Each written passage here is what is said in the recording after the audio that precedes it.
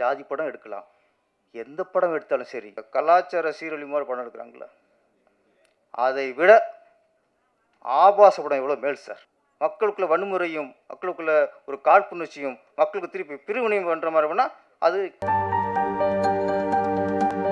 ஒல்வதறிவது அறிந்த தன் கண் தங்கி செல்வார்க்கு செல்லாதது இல். தனக்கு பொருந்தும் செயலையும் அதற்கு அறிய வேண்டியதையும் அறிந்து அதனிடம் நிலைத்து முயல்கிறவருக்கு முடியாதது எதுவும் கிடையாது. வெற்றிக்கு 1000 வழிகள் இருக்கலாம், ஆனால் நம் இயல்புக்கு பொருந்துகிற வழியை தேர்ந்தெடுத்து அந்த வழியில் விடாமுயற்சியுடன் முயன்றால் வெற்றி நிச்சயம் என்ற குரல்படி தன் இயல்பின் வழி வெற்றி படிகளில் விடாமுயற்சியுடன் வெற்றி கண்டு உயர் படிகளில் வீற்றிருக்கும் இயக்குனர் திரு பேரரசு அவர்களை வள்ளுவன் குழுவை வாழ்த்தி பேச அழைக்கிறோம். இயக்குனர் பேரரசு அவர்களுக்கு படக்குழுவினர் சார்பாக சால்வை அணிவித்து திருக்குறள் புத்தகம் வழங்கி வரவேற்பு அளிக்கப்படுகிறது.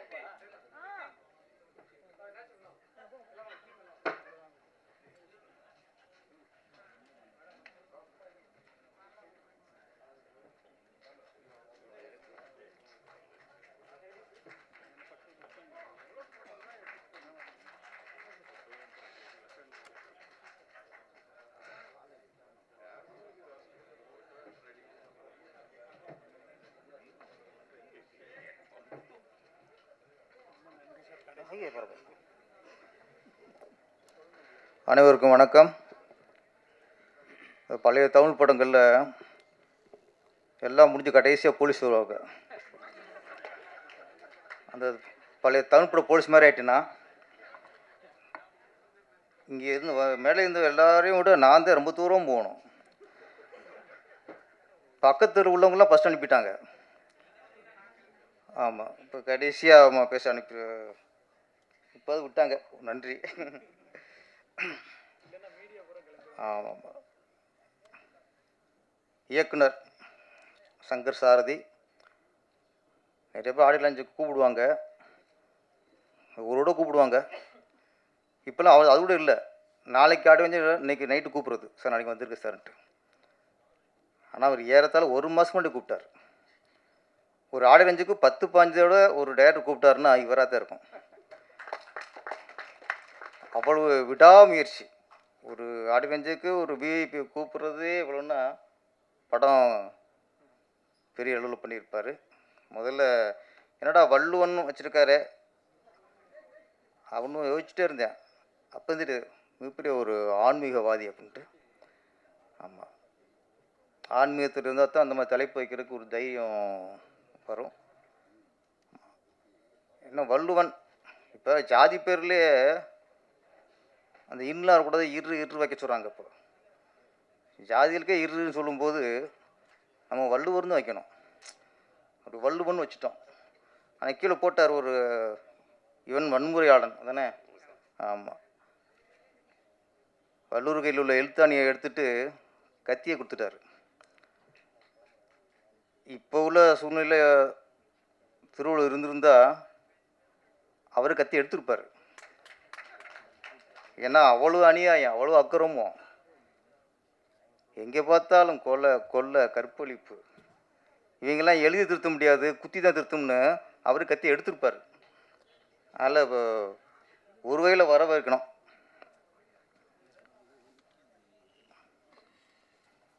சில வருஷத்துக்கு முன்னாடி பார்த்தா நீங்கள் வள்ளுவன் ஃபஸ்ட்டு டைட்டில் வச்சு உங்களுக்கு பாராட்டுறேன் முதல்ல. ஏன்னா அதுக்கு ஒரு தைரியம் வேணும். ஏன்னா இப்போ யூத்துக்கு ஏற்ற மாதிரி, இளைஞர்களுக்கு ஏற்ற மாதிரி இந்த ட்ரெண்டு அப்படின்ட்டு நீ எதே ஒன்று வாந்தி எடுக்காமல் வள்ளுவன்கிறத ஒரு சரியான ஒரு தமிழ் பற்றோடு நீங்கள் எடுத்துருக்கீங்க. இந்த நேரத்தில் வள்ளுவன்கிறத டைட்டில் முக்கியமானது. முன்னாடிலாம் பஸ்ஸு போர்டில் கலைஞர் கருணாநிதி நகர் அப்படின்னு போர்டு இருக்கும். ஒரு நகருக்கே கலைஞர் கருணாநிதி நகர் அப்படின்னு போர்டு இருக்கும். ஆட்சி மாறின உடனே அந்த கலைஞர் கருணாநிதி நகர் வந்து கேகே நகராக மாறிடும். இந்த நகர் போர்டெலாம் பார்த்தா உடனே அது ஃபஸ்ட்டு ஆட்சி மாறணும் அது பண்ணுவாங்க. அந்த போர்டை அடிச்சு விட்டு டக்குன்னு கேகே நகர் பண்ணுவாங்க.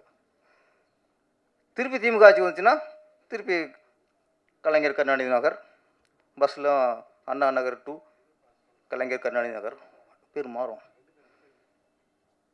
அப்புறம் ஒரு ஆட்சி வரும்போது அரசு பஸ் எல்லாம் பச்சை பெயிண்ட் அடிச்சிருவாங்க, எல்லாம் அவருக்கு ராசி பச்சை பெயிண்ட் அடிச்சிருவாங்க. அப்புறம் ஆட்சி மாறும், டக்குன்னு உடனே மாறுறது பஸ் கலர் தான். நாட்டில் மாற்றங்கள் மாறுது இல்லையோ, பஸ் கலர் மாறும். சரி பஸ்ஸோட போச்சு பார்த்தா, ஒரு ஒரு நகரோட பேரோட போச்சுன்னு பார்த்தா, கடைசி அந்த அரசியல் கையில் மாட்டினது திருவள்ளூர் தான். அவராட்டுக்கு வெள்ளை வேட்டி கட்டிக்கிட்டு இதில் ஒரு பட்டையை போட்டு ஒரு எடுத்தானையை வச்சுட்டு உடச்சி வச்சுட்டு உட்காந்துட்டார். ஒரு ஆட்சி வருது, வந்த உடனே எங்கே லஞ்சத்தை ஒழிப்போம், மற்ற ஒழிப்போம் இல்லை, திருவள்ளூர் நெத்தியில் பட்டை அரிச்சில் அதை அழிச்சாங்க ஃபஸ்ட்டு. ஒரு முக்கியமானதில்லை, இப்போ அதை அழிச்சிட்டாங்க. அதை அழிச்சிட்டு நெத்தியை மூலியாக்கி உட்கார வச்சிட்டாங்க திருவள்ளுவரை. அப்புறம் இந்து பற்றாளர் வராங்க, இவங்க நட திருவள்ளுவர் நெத்தியில் பட்டை அழிச்சிட்டாங்களேன்ட்டு இவங்க. அப்போது நெத்தியில் மட்டும்தான் பட்டை இருந்துச்சு. இவங்க என்ன பண்ணாங்க, திருவள்ளுவருக்கு நெத்தியில் நெஞ்சில் இங்கே ஒரு பட்டை, இங்கே ஒரு பட்டை, இங்கே ஒரு பட்டை, கையில் 3 பட்டை, ஒரு பட்டை 7-8 பட்டை ஆகிப்போச்சு. வெள்ளை வெட்டியை காவியை மாற்றிட்டாங்க. ஒரு அரசியல் கையில் ஆட்சி மாறினா பஸ் கலர் மாறலாம், ஏன் அங்கே திருவள்ளுவர் மாறுறாரு? அவரே இந்த பாடுபடுத்துறிய, அவர் என்னையா பாவம் பண்ணார்? அப்போது அவர் திருப்பி வந்தார் வச்சுக்க, திருப்பி இவர் கையில் கொடுத்து கத்தி தேவையில்லை, துப்பாக்கி தூக்கிடுவார். அவங்களா என்ன பாடுபடுத்துறிய? அந்த அளவுக்கு இன்னைக்கு திருவள்ளுவரே இந்த பாடுபடுத்திக்கிருக்கான். அதாவது திருவள்ளுவருங்கிறது வள்ளுவன் பேர் வச்ச சங்கர் சாரதிக்கு என்னுடைய முதல்ல வாழ்த்துக்கள். அப்புறம் இன்னொன்று, படத்தோட கதை. நான் ஃபஸ்ட்டு வந்தோடனே சார் ஆடியோ லான்ச்சுக்கு வரணும்னாப்புல என்ன டைட்டில்னு கேட்டேன். வள்ளுவன் அப்படின்னாப்புல. நானும் சாருக்கு சொல்லும் மாதிரி நானும் ஷாக்காயிட்டேன். வள்ளுவன் நான் அப்போ கேட்டேன், திருக்குறள் மாதிரி தெளிவுற மாதிரி ஒவ்வொன்றா பண்ண சொல்ல போடலான்ட்டு. இல்லை சார், அது இல்லை சார். நான் வேறு என்ன, ஒரு வள்ளுவர் அந்த குறளுக்கு ஏற்ற அந்த குறளை வச்சுட்டு அது தகுந்த மாதிரி கதை பண்ணியிருக்கேன் சார். ஓகே, அப்போ நாட்டு சொன்னார் அவர், இந்த மாதிரி கொலா அரங்கில் கொள்வது தான் அரசனோட கடமை. உழவன் எப்படி பயிர் இடையில வர களையை பிடுங்கினானோ அது மாதிரி கொலகாரன் கொள்றதும் ஒரு அரசனோட கடமை. அரசனை கொண்டா கொலகாரனை அரசன் கொள்ளலாம், அரசனை கொண்டு வந்தாங்கன்னா அப்படி நடந்துருக்குங்க நாட்டில். அப்போ அரசர்லாம் தெரியாமல் பண்ணிடுவாங்க. ஒரு பசுவோட கண்ணுக்குட்டியை அரசர் தேர்ல ஏற்றிட்டார், தெரியாமல் ஏற்றிட்டார். அரசர்கிட்ட முறையிட்டான், பசு முறையிட்டுச்சு, பையனை கொண்டுட்டான். அவன் அரசன். பையன் தப்பு பண்ணாலும் தண்டனை கொடுக்குறான்ல, அவன் அரசன். தப்பான புரிதல், தவறாக புரிஞ்சுக்கிட்டு கோவலனுடைய மரணத்துக்கு காரணம் பாண்டிய மன்னர். கண்ணை வந்து நியாயம் கேட்டா, நியாயம் தெரிஞ்சு வச்சாக நம்ம தப்பு பண்ணிட்டோமேனு. நம்ம தப்பு பண்ணிட்டு தெரிஞ்ச அடுத்த நொடியே செத்துட்டான் பாண்டிய மன்னன். அவன் அரசன். அவன் பையன் கற்பழிச்சாலும் சரி, அவன் பையன் கொலை பண்ணாலும் சரி, பையனை காப்பாற்றுறதுன்னா அப்படி அரசன் இருக்க முடியாது. இன்றைக்கி நாடு அப்படி இருக்குது. ஒரு டைலாக், வீரியமான டைலாக் ட்ரெய்லரில்,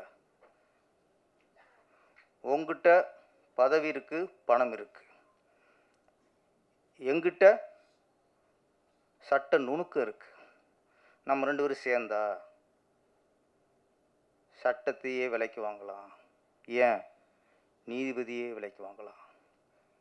இந்த காலகட்டத்தில் இந்த டைலாக் சொல்கிறதுக்கு பெரிய தைரியம் வேணும் சார். இன்றைக்கி நீதிபதியை விமர்சனம் பண்ணணும்னு சொன்னாலும் உள்ளே வச்சுறாங்க. ஒரு வாட்ஸ்அப்பில் என்ன நீதிபதி பண்ணிட்டாரே அப்படின்னா, இந்த நீதிபதி சொல்லிட்டாரு தூக்கி போடு. நீதிபதி கடவுளா? அரசனே தப்பு பண்ணுறான், ஆண்டவனே தப்பு பண்ணுறான், நீதிபதி தப்பு பண்ண மாட்டாரா? நீதிபதி சொன்னால் அவனை தூக்கி உள்ளே வச்சுறது. அப்படி இருக்க காலகட்டத்தில் நீதிபதியே விலைக்கு வாங்கிறோன்னு ஒரு டைலாக்னா அதுக்கு இயக்குனர் பாராட்டணும் ஃபஸ்ட்டு, பாராட்டணும். ஏன்னா எனக்கு அந்த டைலாக் கேட்டோன்னா எனக்கு பகீர்னுச்சு. நான் சிவகாசியில் ஒரு சீன் வச்சுவிட்டேன். ஆனால் அந்த பேசுகிற டைலாக் வந்து வக்கீல் பேசுகிற டைலாக் தானே. ஆமாங்க. சிவகாசியில் நான் வக்கீல் வந்து ஒருத்தருக்கு டீ வாங்கி கொடுத்துட்டார். நான் ஒரு நகைச்சுவைக்காக வச்சுவிட்டேன். படம் ரிலீஸ் ஆனதுக்கப்புறம் தமிழ்நாட்டில் எங்கெங்கெல்லாம் கோர்ட் இருக்கோ, திருச்சியில், தஞ்சாவூரில், மதுரையில், கும்பகோணத்தில், சென்னையில், செங்கல்பட்டில் எங்கெங்கெல்லாம் கோர்ட் இருந்துச்சோ அங்கெல்லாம் என் மேலே கேஸ் இருந்துச்சு. நான் வக்கீல் சொல்லிட்டேன்ல, என் மேலே மட்டும் இல்லை, என் மேலே நான் டைலாக் எழுதுன்னு நான் நடித்த பாவத்துக்கு விஜய் மேலேயும் கேஸ் போட்டாங்க எல்லா கோர்ட்லேயும். அவர் ப்ரொடியூசர், அவர் பாவம் இந்த டைலாக் எழுதுன்னு தெரியாது, எடுத்ததும் தெரியாது, படம் பார்க்கும்போது பார்க்குறாரு. அவர் மேலே கேஸ், 3 பேர் மேலேயும் எல்லா கோர்ட்லேயும் கேஸ் இருந்துச்சு. அப்போ ஒரு வக்கீலை ஒரு நகைச்சுவாக காட்டும்போதே எனக்கு எல்லா கோர்ட்லேயும் நம்மளுக்கு கேஸ் இருந்துச்சு. இந்த மனுஷன் ஒரு வக்கீல் வந்து நீதிபதியே விலைக்கு வாங்கலாம் அப்படின்னு ஒரு கருத்து சொல்கிறாருன்னா உண்மையிலே இவர் வந்து 100 பேரரசுக்கு சமம் சார். அவர் தைரியம் வேணும். ஏன்னா ஒரு டைரக்டருங்களுக்கு முதல்ல நாட்டு பற்று இருக்கணும் சார், நாட்டு மீது அக்கறை இருக்கணும் சார், மக்கள் மீது அக்கறை இருக்கணும் சார். ஒரு நல்ல கலைஞன் வேறு, வியாபாரி வேறு. பொழப்புக்காக, வயிற்று பொழப்புக்காக எதாவது சொல்லி படத்தை எடுக்கிற விட நாட்டு நல்லது செய்யணும், நாட்டுக்கு ஒற்றுமை உண்டாக்கணும், நாட்டில் ஒரு விழிப்புணர்வு உண்டாக்கணும். அவன் தான் நல்ல கலைஞன். முதல்ல நல்ல கலைஞனாக இருக்கணும் முதல்ல. அப்புறம் டைரக்டராக சம்பாதிக்கிறவங்க அடுத்த விஷயம். ஒரு விஷயம் இப்போ சொல்கிறேன், ரொம்ப மனசு வலிச்சு ஒரு பேசும்போது. எங்கள் அம்மா இன்றைக்கும் வீட்டு வேலை பார்க்குறாங்கண்ணா சார். ஒரு திரைப்பட இயக்குனர் பெருமையாக இருக்கலாம், ஆனால் ஒரு விஷயத்தை வெளிப்படையாக சொல்கிறாருங்க ஸ்டேஜில். இந்த படம் முடிஞ்சு ரிலீஸ் ஆனதுக்கப்புறம் உங்கள் அம்மா வீட்டு வேலை பார்க்கக்கூடாது சார். நீங்கள் ஒரு வீட்டுக்கு ஓனராகி சொந்த வீடு வாங்கி உங்கள் அம்மா ராணி மேலே உட்கார வைங்க, அதுதான் வெற்றி. தாய்ப்பாசலும் தோத்ததில்லை. எம்ஜிஆர் முதற்கொண்டு நடிகர்களே தாய்ப்பாசத்தை அதிகமாக வெளிப்படுத்தினவர் புரட்சித் தலைவர் எம்ஜிஆர். நாட்டை ஆண்டு போயிட்டார் சார். அடிப்படை காரணம் தாய்ப்பாசம்.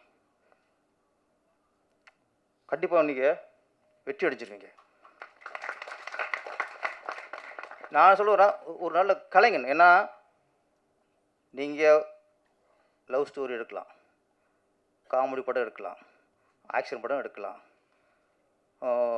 எமோஷனல் படம் எடுக்கலாம், த்ரில்லர் படம் எடுக்கலாம், பேய் படம் எடுக்கலாம், ஜாதி படம் எடுக்கலாம்.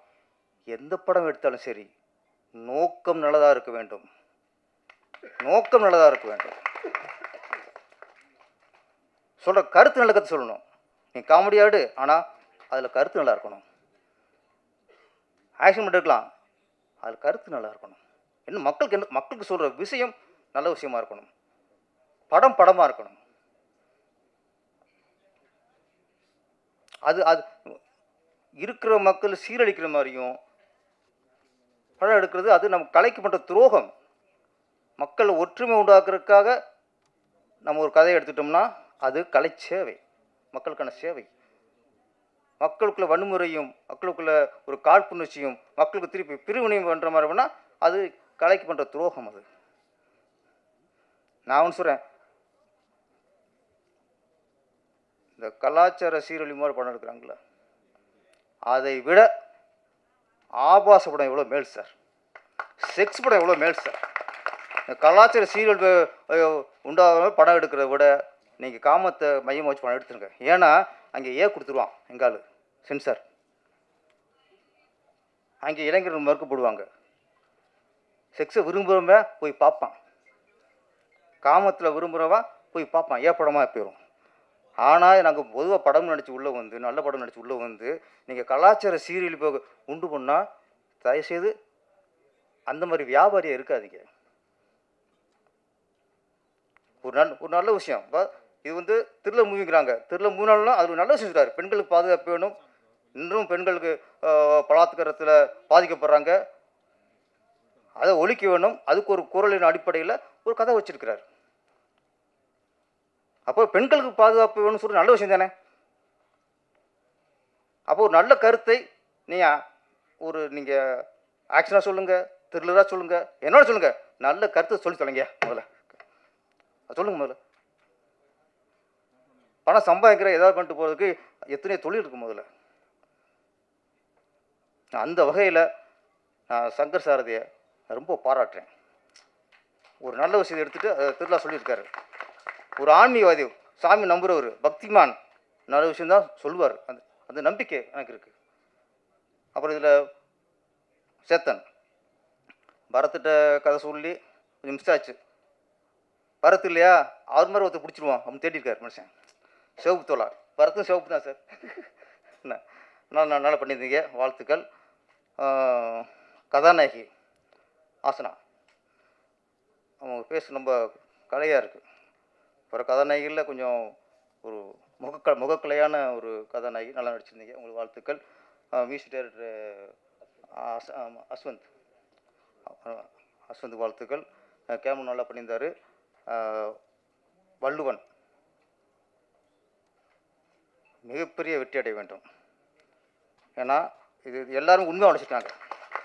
எல்லோரும் உண்மையாக உழைச்சிட்டாங்க. எனக்கு இதில் சும்மா ஒரு படம் எடுத்தோம் அதெல்லாம் இல்லை.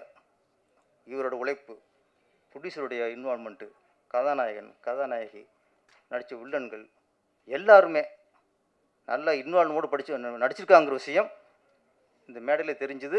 இவ்வளோ கூட்டம் வந்திருக்குல்ல, அதில் தெரிஞ்சு போச்சு. ஏன்னா கொஞ்சம் மழை வந்தாலே பாதி பேர் மழையை காரணம் சொல்லி வராமல் போயிடுவாங்க. மழை அடித்தாலும் புயல் அடித்தாலும் எது வந்தாலும் இந்த வள்ளுவன் திரைப்படத்துக்கு ஆடியோஸ்க்கு வரவே வந்தீங்க பாருங்க, உங்களுக்கு நன்றி. இதுவரை பொறுமையாக இருந்த நம்முடைய சகோதரர்களுக்கும் மீடியாக்களுக்கும் நன்றி, வணக்கம்.